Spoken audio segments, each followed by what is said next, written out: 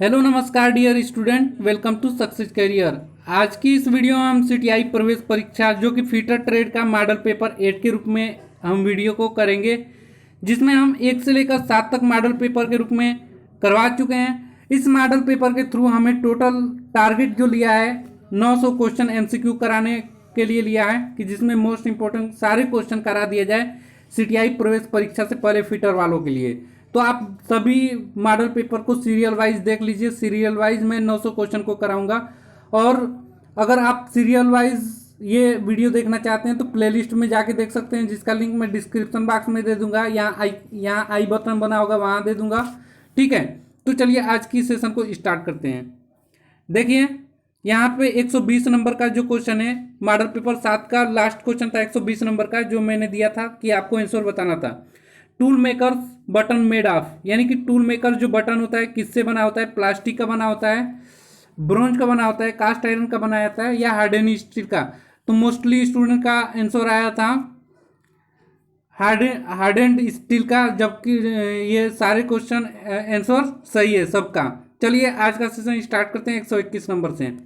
121 number का question है, for measuring angles using the sine bar the angle form according to the ratio between the height of the slip gauge and. यानी कि sine bar का उपयोग कोणों के मापन के लिए करते हैं। स्लिप गेजों की ऊंचाई तथा किसके मध्य के अनुसार निर्मित कोण होते हैं? साइन बार की ऊंचाई के लिए, साइन स्लिप गेज की संख्या के लिए, साइन बार की लंबाई के लिए, साइन बार की चौड़ाई के लिए। तो यहाँ 121 का करेक्ट आंसर जो हो जाएगा, साइन बार की लंबाई के मध्य अनुपात अनुसार निर्मित कोण होता है ना।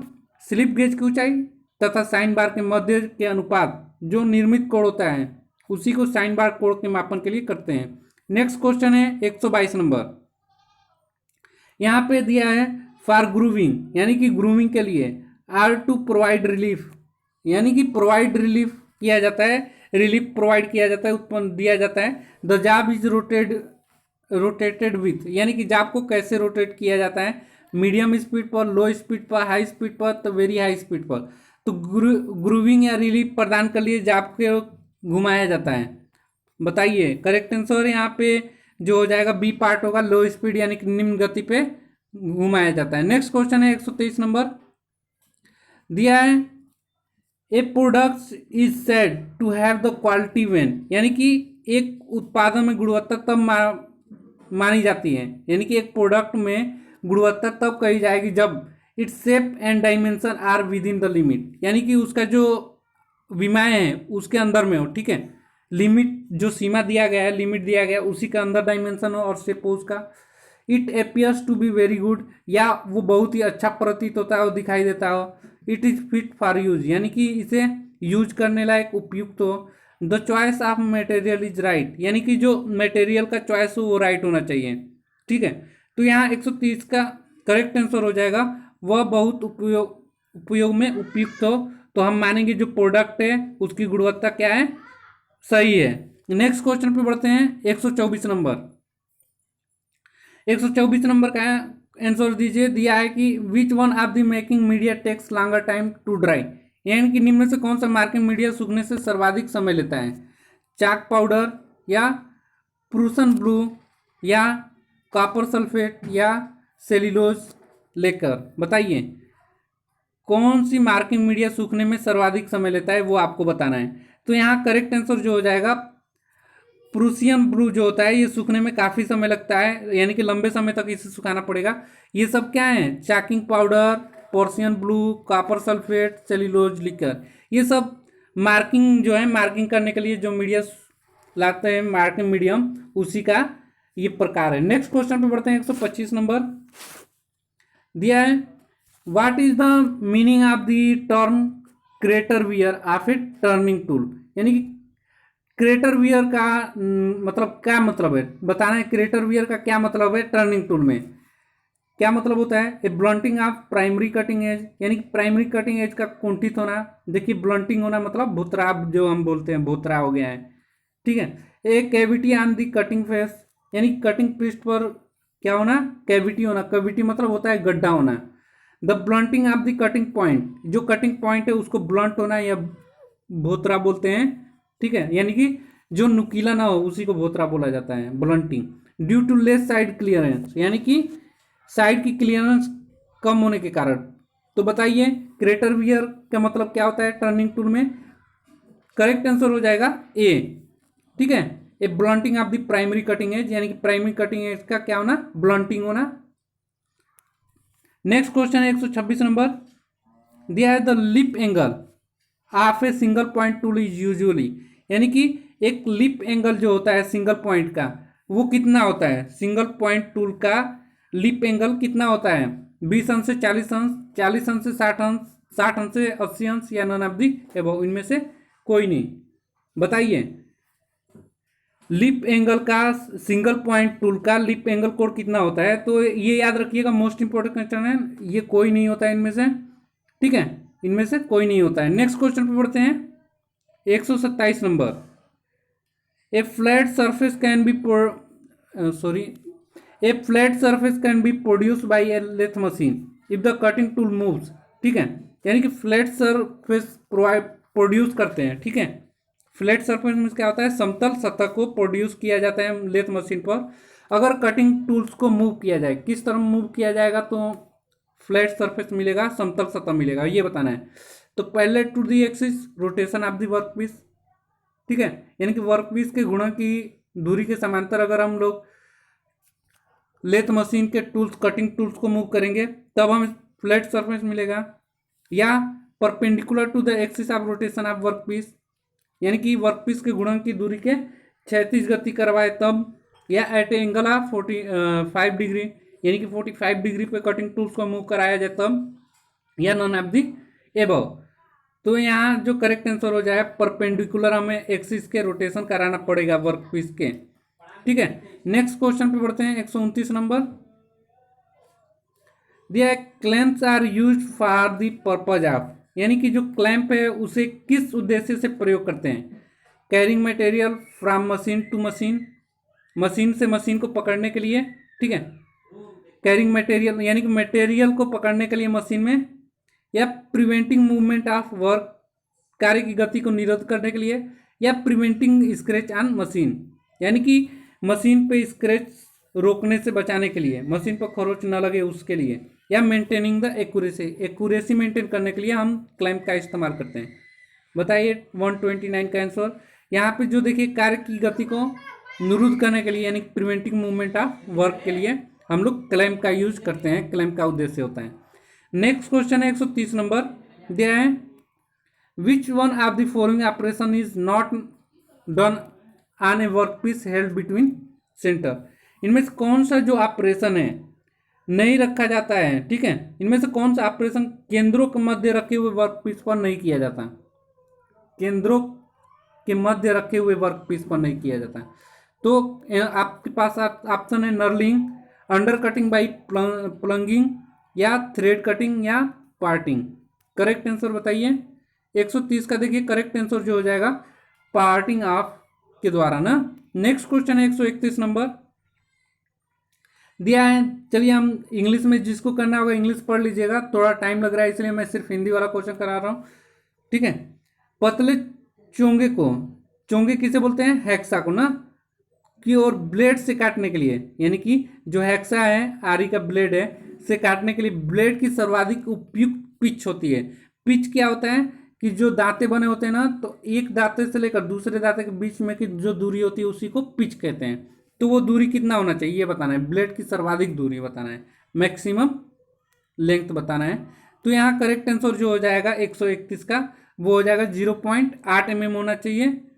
नेक्स्ट क्वेश्चन पे बढ़ते हैं 132 नंबर, दिया है the major load applied in Rockwell hardness testing in B scale is, यानी कि बी स्केल में रॉकवेल कठोरता परीक्षा में लागू किया गया प्रमुख लोड क्या है? यहाँ पे बी स्केल में रॉकवेल कठोरता परीक्षण में, रॉकवेल एक हार्डनिंग टेस्ट है, ठीक है, जिसमें हार्डनिंग टेस्ट किया जाता है, उसमें जो लोड लगता है वो कितना होता है? 100 kgf, kgf का यहाँ मतलब है किलोग्राम फोर्स, जो वेट का यूनिट है। 150 किलोग्राम फोर्स, या 120 kgf, या 300 kgf। तो बी स्केल में रॉकवेल कठोरता परीक्षण यानी कि रॉकवेल हार्डनिंग टेस्ट की जो लोड होती है वो 100 kgf होता है, यानी कि 100 किलोग्राम फोर्स। नेक्स्ट क्वेश्चन पे बढ़ते हैं। इन vernier bevel protectors 1 degree is divided into how many vernier division, यानी कि जो वर्नियर बेवल प्रोटेक्टर है में एक अंश कितने वर्नियर डिवीजन में विभाजित किया जाता है? 24, 20, 12, 10। बहुत ही अच्छा क्वेश्चन है दोस्तों। इसका आंसर जो होगा सी होगा 12। ठीक है, जो एक अंश होता है वर्नियर कैलिपर्स का उसे 12 डिवीजनों में विभाजित किया जाता है। नेक्स्ट क्वेश्चन है 134 नंबर। दिया thread snap gauge, thread snap gauge are use to check external thread. ठीक है, जो थ्रेड स्नैप गेज है उसका प्रयोग करते हैं एक्सटर्नल थ्रेड को चेक करने के लिए। The anvil of the no go, यानी कि एनविल जो होता है नो गो का end are in the form of, वो किस फॉर्म में होता है वो बताना है, वो आपको बताना है। देखिए, बाय थ्रेड के मापने के लिए थ्रेड स्नैप गेज का उपयोग किया जाता है, जिसमें नो गो छोर के एनविल के रूप में होते हैं। क्या होता है? गो छोर की अपेक्षा थ्रेड संक्षिप्त तथा कम संख्या में होती हैं, या शीर्ष तथा तली पर नुकली होती है, शीर्ष तली पर गोल होता है, या गो छोर की अपेक्षा पूर्ण स्वरूप तथा कम संख्या में होती है। तो यहाँ 134 का जो करेक्ट आंसर हो जाएगा, जो गो छोर की अपेक्षा थ्रेड संक्षिप्त तथा कम संख्या में होती है। नेक्स्ट क्वेश्चन पे बढ़ते हैं 135 नंबर। इसका आंसर बताइए। दे fix type of snap gauge will have, यानी कि जो फिक्स टाइप या स्थिर टाइप का स्नैप गेज होता है उसमें होता है किसी एक सिरे पर गो और नो गो होते हैं, एक ही सिरे पर गो और नो गो होते हैं, गो और नो गो अलग अलग होते हैं, या दोनों सिरे पर गो और नो गो होते हैं। तो यहाँ 135 का करेक्ट जो आंसर है वो मैं बता रहा हूँ, एक ही सिरे पर गो और नो गो दोनों होता है। जैसे हमारा एनविल ऐसे घूमता है ना, तो यहीं पे हमारा गो स्टार्ट होता है, इस साइड में करेंगे तो गो, और इस साइड में आते आते नो गो, फिर इस साइड में आते आते गो, और इस साइड में आते आते नो गो। एक ही सिरे पे क्या होता है? Go and no go. Next question है 135 का बाद 136 दिया है। Which taper is used on the spindle nose, यानी कि इसमें किस टाइप का टेपर का स्पिंडल नोज में प्रयोग किया जाता है? Of a lathe head stock, यानी कि लेथ हेड स्टॉक के स्पिंडल नोज में कौन सा टेपर प्रयोग करते हैं? Jarno taper, Brown Sharpe taper, pin taper, या मोर्स टेपर। तो यहाँ जो यूज किया जाता है मोर्स टेपर का यूज किया जाता है। बहुत ही मोस्ट इंपोर्टेंट क्वेश्चन है, जेई तक ये क्वेश्चन बन चुका है। नेक्स्ट क्वेश्चन है 137 नंबर। दिया है एक लेथ में 10 mm व्यास वाले ड्रिल चक में रखे स्ट्रेट संक ड्रिल के उपयोग द्वारा एक छिद्र ड्रिल किया गया। कुछ समय बाद यह वर्कपीस समांतर घूमता है।